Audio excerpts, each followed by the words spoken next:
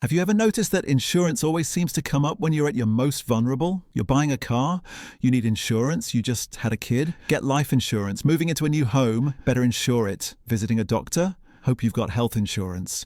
It feels like every big step in life comes with a side of fear and an insurance bill. Here's the truth. Insurance is a $1.4 trillion industry in the US alone. It's one of the most profitable sectors in the world, built on something very simple. They bet on you not needing them, and you pay just in case you do. But not all insurance is a scam. Some types are essential, and others are just overpriced safety blankets. So today, we're breaking down the 4 major types of insurance: health, life, car, and home, to help you figure out what you actually need, what to avoid, and how insurance companies really make their money. Let's make sure you're protected without getting played. Car insurance. Legal requirement or corporate jackpot? Here's how most people get car insurance. You buy a car. You Google cheap car insurance. You click the first ad with a lizard or a talking duck. Boom, insured. Done, right? Wrong. Car insurance is one of the most overpriced, misunderstood, and data-driven traps in the entire financial world. And here's what they don't want you to know. You're not just insuring your car, you're insuring their profits. Let's rewind. Car insurance is legally required in most places, not because the government cares about your car, but because they care about lawsuits. If you crash into someone and they break a rib or wreck their car, someone's paying for that. And if it's not your insurance company, it's you. So what are you actually buying? The 3 main parts, and which ones matter. Liability pays for other people if you cause the accident. This is the mandatory part. Collision covers your car if you hit something. Comprehensive covers stuff like theft, falling trees, hail, flooding, zombie apocalypse, basically anything but a car crash. So let's say you drive a 2009 Honda Civic with a cracked bumper, 220,000 miles, and an air freshener that stopped working in 2018. You probably don't need collision or comprehensive. Why? Because the insurance company will not pay to fix a car that's worth $1,300 on Facebook Marketplace.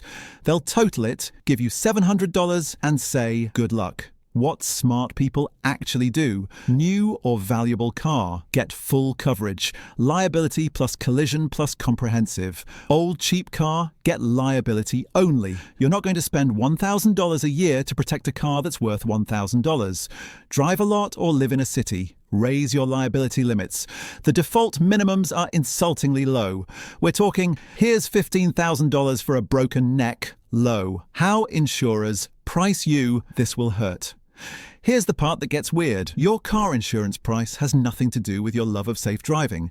They use your age, your zip code, your credit score, your marital status, the color of your car, sometimes, whether you park in a garage or under a pigeon nest. Basically, they're betting how likely you are to crash or file a claim or complain too much. Red flags to watch for add-ons like roadside assistance, rental reimbursement, glass coverage, gap insurance, and emergency fairy dust. Unless you absolutely know you need it, skip it. These add up fast. Loyalty. Yep, being loyal actually costs you more. Many insurers raise prices slowly over time, assuming you won't leave. Compare quotes every 6 to 12 months. There's zero reward for staying with the same insurer unless they send you a Christmas bonus, which they won't. Car insurance is like a casino.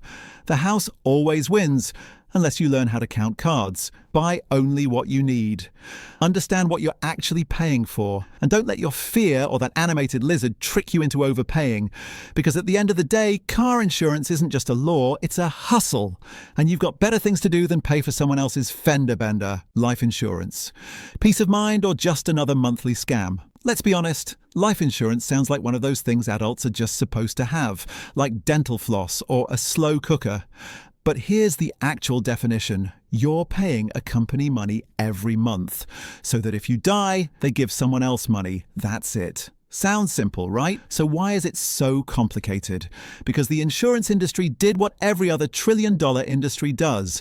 They took something basic and wrapped it in so much financial nonsense it might as well come with a master's degree in actuarial science.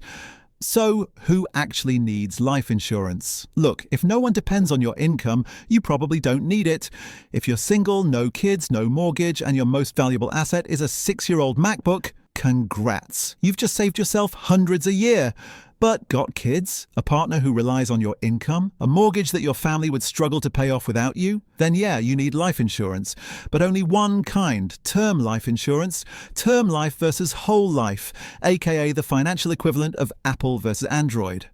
Term life is simple. You buy a policy for 10, 20 or 30 years. If you die in that time, your family gets paid. If you don't die, congrats. You're alive. You don't get anything, but also you didn't die. So that's a win. Whole life is like if someone tried to sell you a car and a coffee shop in one product. It's insurance. Plus a savings account with worse returns than a savings account and higher fees than your worst ex's therapist.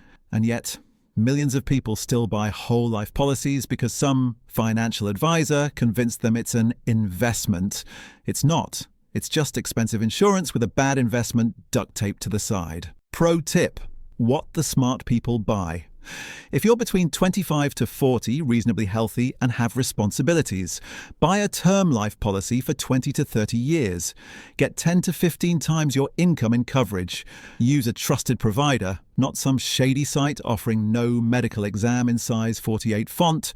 You could get $500,000 in coverage for less than $25 a month. That's less than what you spend on impulse purchases you don't even remember ordering. And don't overthink it. You're not trying to get rich here. You're trying to make sure your family doesn't go broke if you disappear tomorrow. Life insurance isn't about paranoia. It's about responsibility. It's not sexy. It's not exciting, but neither is a seatbelt. And you still wear one every time you drive. So get term life. Set it, forget it, and sleep better at night knowing you're not leaving your loved ones with a GoFundMe link and a half-written will in your notes app. Home insurance. Your house is worth protecting, even if it's falling apart. Okay, imagine this. You come home from work, you open the door, and instead of your couch, TV, and sad houseplant, you find a foot of water, sparks flying out of an outlet, and a squirrel trying to escape through your bedroom window. Welcome to home ownership. Or more specifically, welcome to the reason home insurance exists. What home insurance actually covers. People think home insurance is just for fires or tornadoes, but it actually does a lot more. A standard policy usually includes dwelling coverage, repairs your house if it gets damaged, fire, wind, water, etc. Personal property covers your stuff, like your bed, laptop, gaming console, or $300 Air Jordans you never wear. Liability coverage. If someone sues you because they tripped on your sidewalk and shattered their hip loss of use, pays for temporary housing if your house is wrecked. So even if a raccoon breaks into your attic and throws a rave, covered. Homeowner versus renter. The big difference. If you own the place, you need homeowner's insurance. If you rent, you need renter's insurance. And here's the part nobody tells renters. Renter's insurance is dirt cheap, like $10 to $25 a month cheap. And yet, most renters don't have it. Why? Because they think the landlord's insurance covers them. Spoiler, it doesn't. If your apartment burns down, your landlord gets a check. You get nothing, except maybe a crispy laptop and some bad memories. What can go wrong without it? You'd be surprised how quickly a normal day turns into a financial disaster. Tree crashes through your roof, $15,000 repair, burst pipe while you're on vacation, $20,000 in water damage, porch collapses and your neighbor's kid gets hurt, lawsuit time. All of those are normal, not even worst-case scenarios, and insurance turns them into inconveniences instead of bankruptcy. What to look for so you don't get screwed. Make sure you have replacement cost coverage, not actual cash value, because if your 5-year-old couch gets ruined, they'll either replace it with a new one or give you $27 and a free trash bag. Know your deductible. A higher deductible lowers your premium, but you'll pay more out of pocket if something happens. Watch for excluded events. Some policies don't cover floods or earthquakes. If you live in Florida, California, or anywhere near water, add that coverage. You don't buy home insurance because you think your house will explode tomorrow. You buy it because if something goes wrong, you can't afford not to. And if you're renting and still haven't spent $12 a month to protect everything you own, buddy, your priorities are upside down. Don't overpay just to feel safe.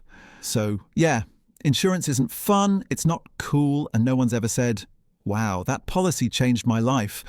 But you know what does change your life? A car accident with no coverage, a surgery with no plan, a house fire with no backup. Insurance exists so that one bad day doesn't become the worst day of your life. Buy what you need, drop what you don't, and please, for the love of your wallet, read the policy before you sign. And if this saved you money or brain cells, hit like, subscribe, and maybe insure your thumbs while you're at it.